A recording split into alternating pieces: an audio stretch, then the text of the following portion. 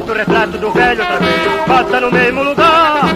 Bota o retrato do velho outra vez, bota no mesmo lugar. O sorriso do velhinho faz a gente... Olá amigos e amigas, bem-vindos aí ao nosso canal. Muito obrigado a você que sempre nos prestigia. Hoje eu vou falar sobre um dos personagens mais conhecidos da história do Brasil. Eu vou falar sobre o homem que por mais tempo governou o Brasil no período republicano. Eu estou falando do presidente Getúlio Vargas. Bom, gente, Getúlio Vargas assumiu o poder em 1930 por meio de um golpe de Estado. Ele havia perdido as eleições. Então, por intermédio de um golpe, Vargas assumiu o poder em 1930 e governou de forma ininterrupta até 1945. Durante esse período, todo esse tempo, Vargas promoveu diversas reformas no Brasil que transformaram, vamos dizer assim, a estrutura social, econômica, educacional do país. Vargas, podemos dividir esse período dele, os historiadores dividem essa gestão em vários períodos. Primeiro, nós temos o governo provisório, que foi de 1930 a 1934. Por que provisório? Porque Vargas, ao assumir, rompeu aquela Constituição, rompeu aquela ordem vigente no país. Em 1932, nesse intervalo, houve a Revolução Constitucionalista em São Paulo, que exigia que Vargas convocasse uma constituinte e fizesse uma nova Constituição para o Brasil. E foi o que aconteceu. Então a Constituição de 34 ela foi amplamente moderna para os níveis da época, introduziu o voto feminino, trouxe uma série de inovações. Bom, essa Constituição previa que o próximo presidente seria eleito pelo Congresso Nacional e depois haveria eleições diretas para presidente. Então o Congresso escolheu Getúlio Vargas para continuar comandando o Brasil. Nessa fase, chamamos de governo constitucional. Esse governo constitucional iria até 38. Acontece que em 1937 Vargas aplicou um novo golpe. Foi na época surgiu um chamado Plano Cohen, que teoricamente seria um plano comunista para dominar o Brasil. Então Vargas aplicou um golpe de Estado para supostamente impedir o comunismo de dominar o Brasil. E aí começa o período chamado Estado Novo, que vai até 1945. Bom, o período do Estado Novo foi um período que Vargas governou de forma ditatorial.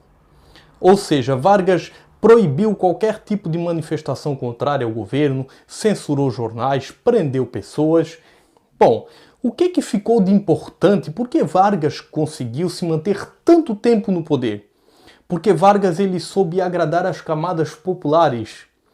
Vargas ele criou a legislação trabalhista que nós temos até hoje, a CLT de 1943.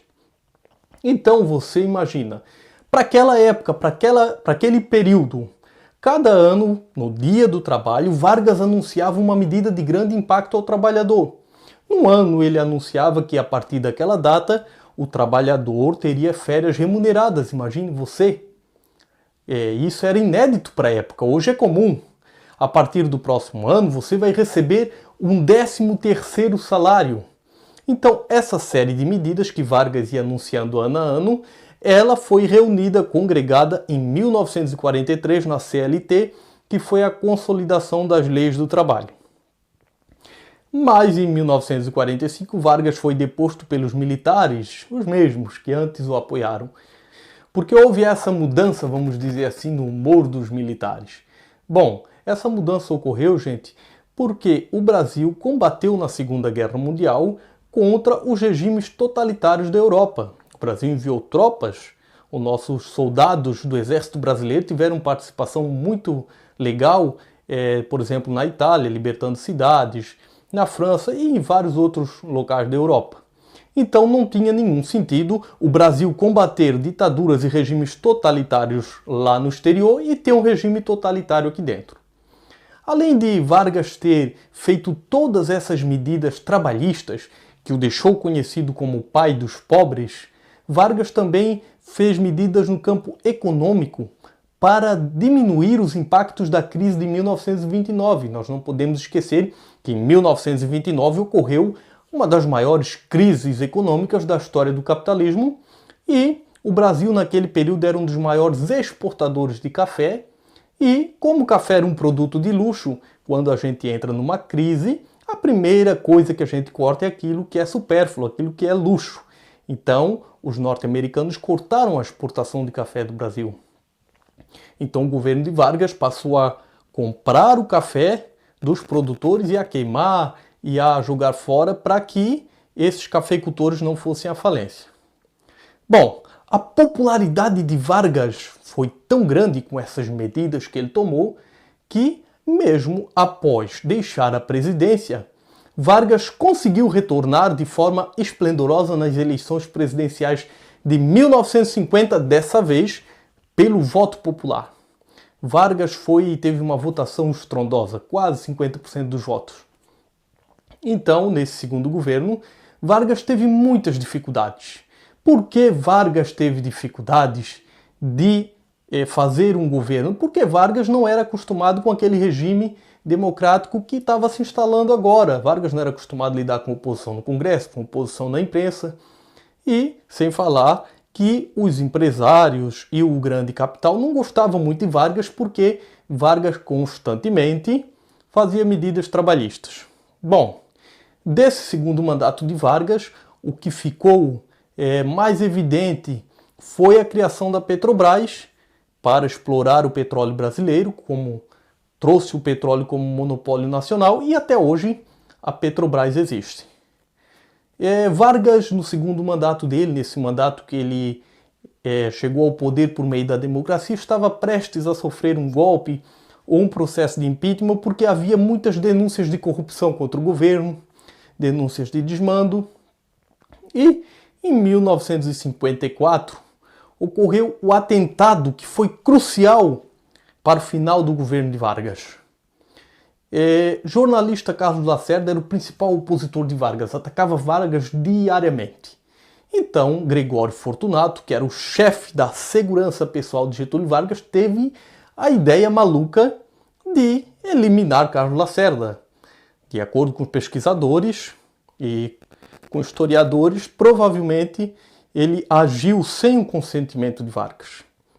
Vargas, que era um político experiente, dificilmente iria permitir um atentado contra um adversário político, pois sabia que isso não ia pegar nada bem. A imprensa noticiou fartamente que Vargas mandou fazer um atentado político contra os seus adversários.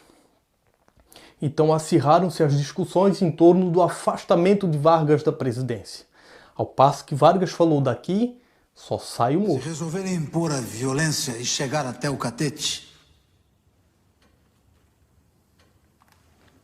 só levarão daqui o meu cadáver. Então, no dia 24 de agosto de 1954, Vargas cometeu suicídio no Palácio do Catete.